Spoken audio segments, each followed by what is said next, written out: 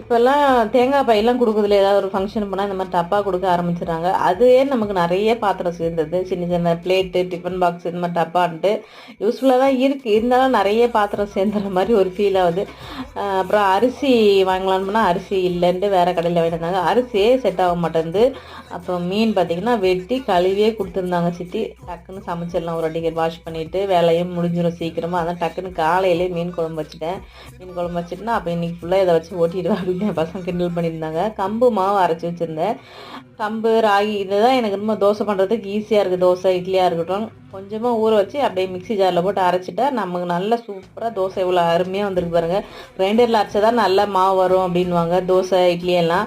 ஆனால் மிக்ஸி ஜாரில் இந்த மாதிரி கம்பு, ராகி எல்லாம் போட்டு அரைச்சி கொஞ்சமாக தேவைக்கு அப்பப்போ யூஸ் பண்ணிக்கோங்க. நிறைய ஸ்டாக் வைக்காம. எவ்வளோ அழகாக நம்ம சுட்ட தோசையா அப்படின்ற மாதிரி அழகாக இருந்த தோசை பார்க்கவே டேஸ்ட்டுமே சூப்பராக இருந்து. நீங்களுமே ட்ரை பண்ணுங்கள்.